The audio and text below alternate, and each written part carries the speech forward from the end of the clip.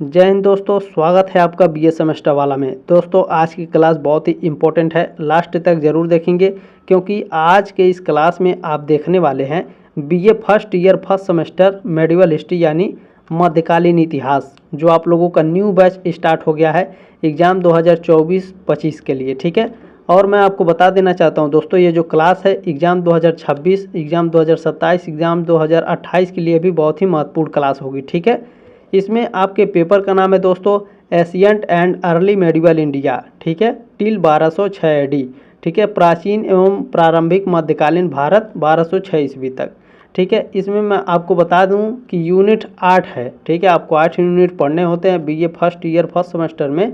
आपके 8 यूनिट होते हैं मध्यकालीन इतिहास में, तो ये 8वां यूनिट का क्लास 1 है, क्योंकि 8वां जो यूनिट है इसमें आपके 3 क्लास मैं कराऊंगा, तब जाके आपके सारे क्वेश्चंस कवर होंगे। ठीक है, तो दोस्तों और मैं आपको बता देता हूं कि मैं प्रीवियस ईयर के क्वेश्चन भी सॉल्व करा रहा हूं। ठीक है, अगर आपको प्रीवियस ईयर क्वेश्चन देखना है तो डिस्क्रिप्शन बॉक्स में प्लेलिस्ट का लिंक दिया गया है। ठीक है, जा कर के आप सारे क्वेश्चन पेपर देख सकते हैं। मैं जितने भी मॉडल पेपर दूंगा, जितने भी आपके क्लास मैं कराऊंगा, सारे उसी में आपको मिल जाएंगे प्लेलिस्ट में। ठीक है, चलें आपको मैं बता देना चाहता हूं दोस्तों, यदि आप इन सभी कॉलेज में पढ़ रहे हैं या इससे संबंधित कॉलेज में यदि आप पढ़ रहे हैं, भारत के किसी भी यूनिवर्सिटी से हो, ठीक है, तो आप इस क्लास को अटेंड कर सकते हैं।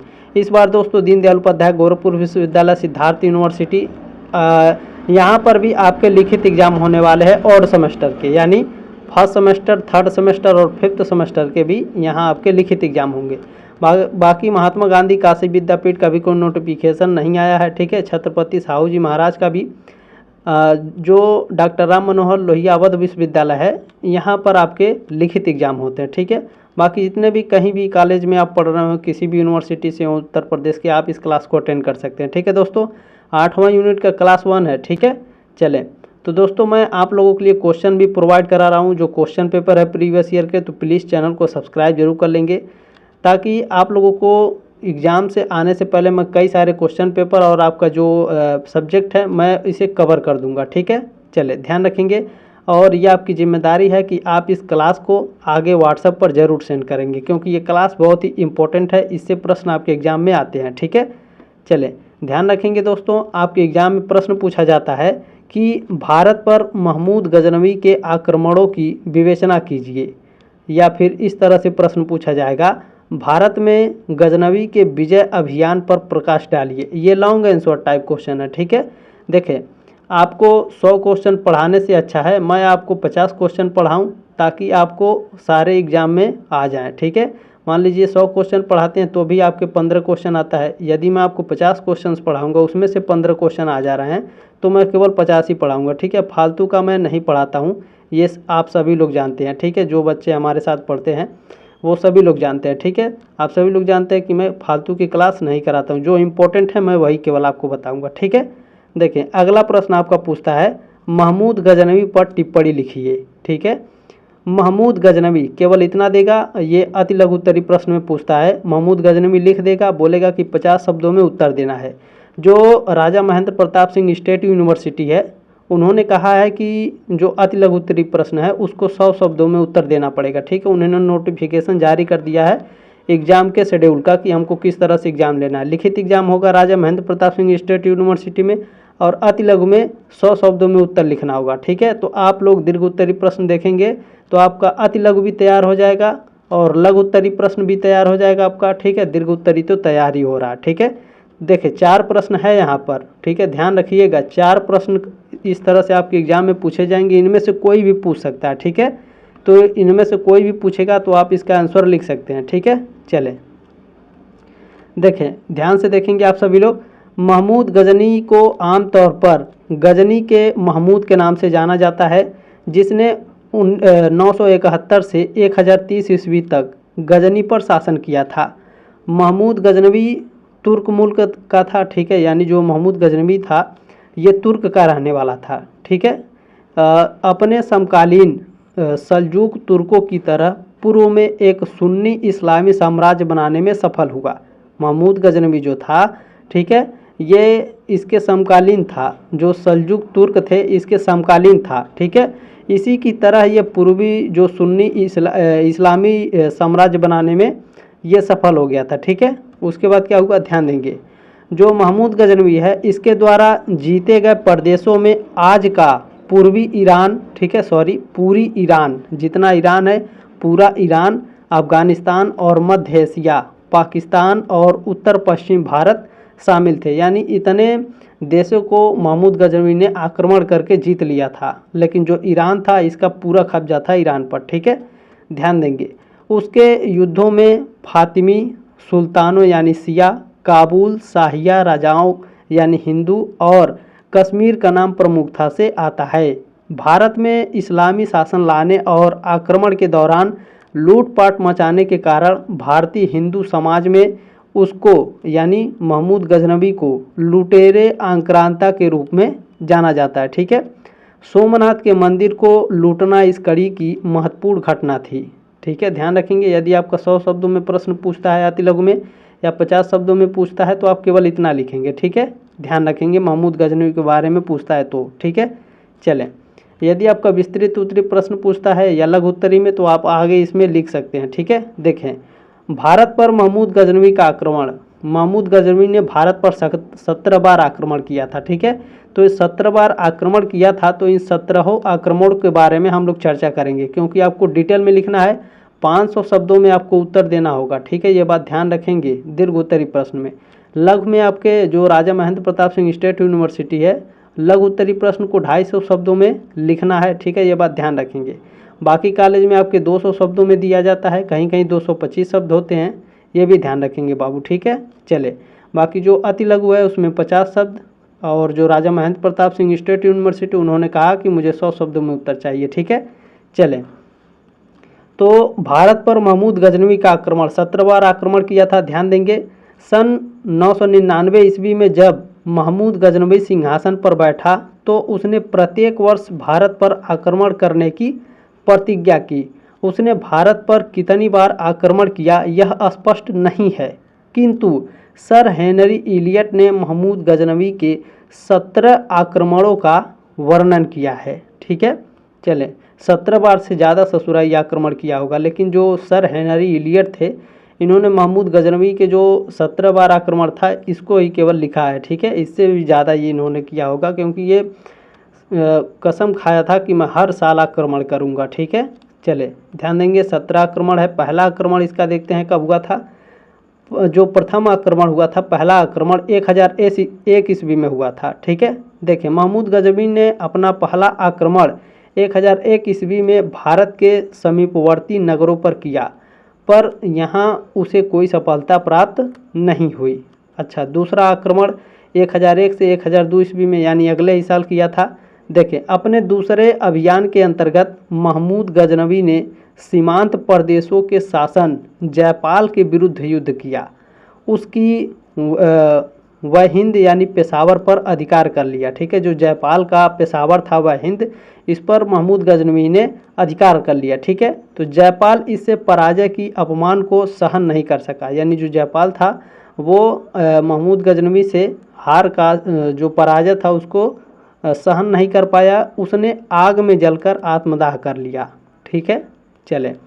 अब इसका तीसरा आक्रमण कहाँ था भैया? देखें, तीसरा आक्रमण 1004 में किया था।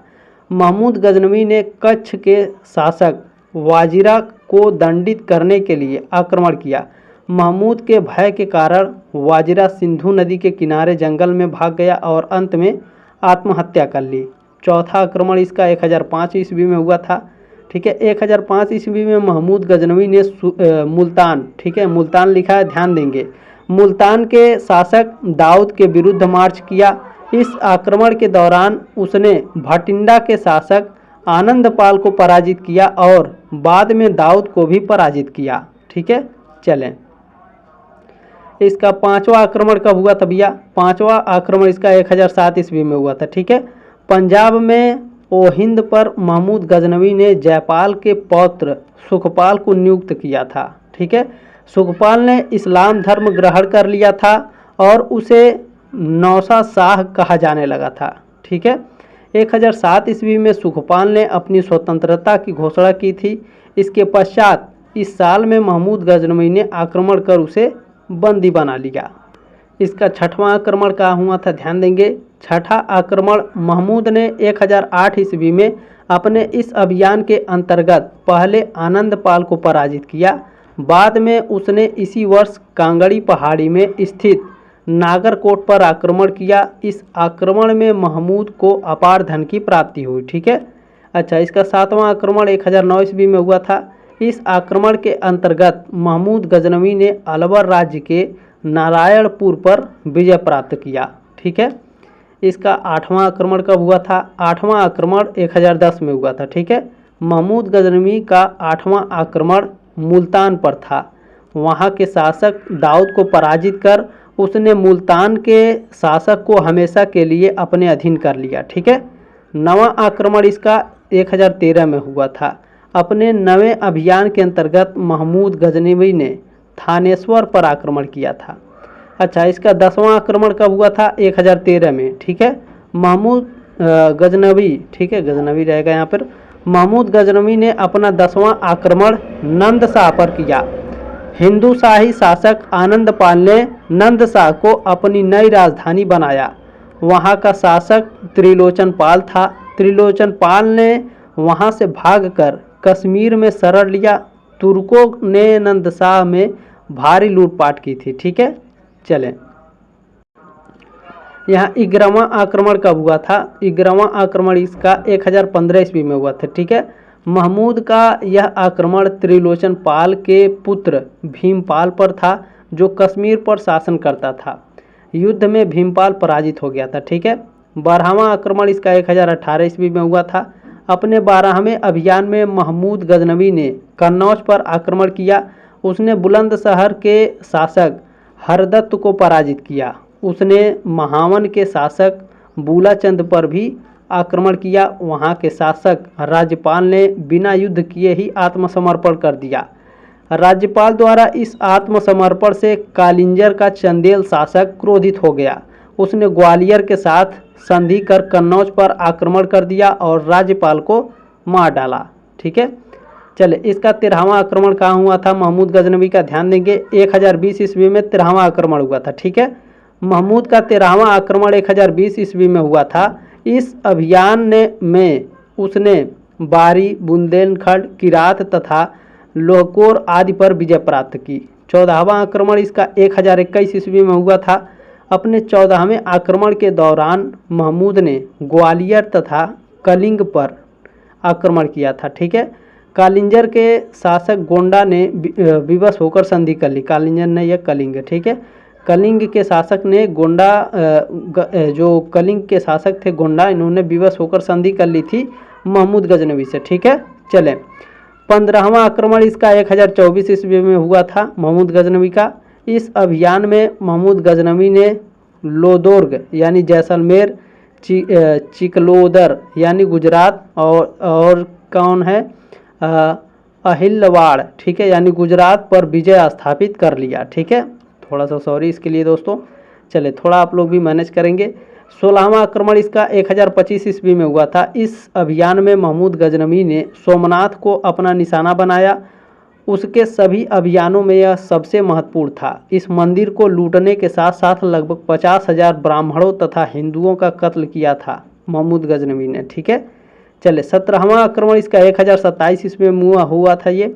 यह महमूद का अंतिम आक्रमण था।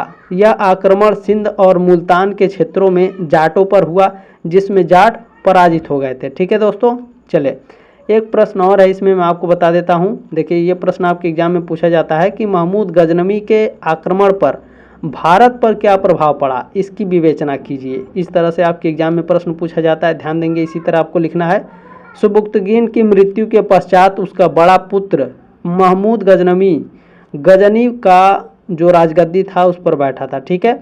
उसमें एक कुशल सैनिक और योग्य सेनापति के गुण विद्यमान थे। उसने आरंभ से ही यह संकल्प कर लिया था कि वह अपना अधिकांश समय तथा साम्राज्य के साधन इस्लाम धर्म के प्रचार में व्यतीत करेगा और मूर्ति उपासकों का नाश करेगा। ठीक है। चलें, इसमें दोस्तों ध्यान देंगे, महमूद गजनवी के भारत पर आक्रमण के कारण क्या थे। इस्लाम धर्म का प्रचार करना, संपत्ति प्राप्त करना, साम्राज्य का विस्तार करना, ये कारण थे महमूद गजनवी के भारत पर आक्रमण करने के। ठीक है, चले ध्यान देंगे महमूद गजनवी के आक्रमणों का भारत पर प्रभाव किस तरह से पड़ा था। ठीक है, सांस्कृतिक क्षति कैसे हुई थी, राजनीतिक अस्थिरता किस प्रकार से आई थी। ठीक है, चले सैनिक विद्रोह की किस प्रकार से हुए थे, ये सभी बातों की चर्चा करेंगे, क्या क्या प्रभाव पड़ा था। ठीक है, चले डॉक्टर ईश्वरी प्रसाद का मानना है कि धन के लाभ ने महमूद गजनवी को अंधा बना दिया था। जो भारत की विजय द्वारा विजेता को प्राप्त होते, वह भारत में इस्लाम धर्म का प्रचार नहीं कर सका, क्योंकि उसकी विध्वंसात्मक नीति ने हिंदुओं में इस्लाम के प्रति घृणा की भावना जागृत कर दिया था, जो भारत के हिंदुओं में लगभग आज भी विद्यमान है। ठीक है, चले महमूद गजनवी के आक्रमण का भारत पर प्रभाव किस तरह से पड़ा था, तो आपको लिखना है इसी तरह से, राजनीतिक अस्थिरता। ठीक है, गजनवी के आक्रमणों से भारतीय राज्यों में राजनीतिक अस्थिरता बढ़ गई, स्थानीय शासन एक दूसरे से लड़ने में व्यस्त हो गए। ठीक है, जिससे विदेशी आक्रमणकारियों के लिए भारत में घुसना आसान हो गया। ठीक है, उसके बाद है सांस्कृतिक क्षति। गजनवी ने कई हिंदू मंदिरों को लूटा और नष्ट किया, जैसे कि सोमनाथ मंदिर को। ठीक है, इससे भारतीय संस्कृति को गहरा धक्का लगा और धार्मिक सहिष्णुता कम हुई। ठीक है, इसके बाद है आर्थिक बोझ।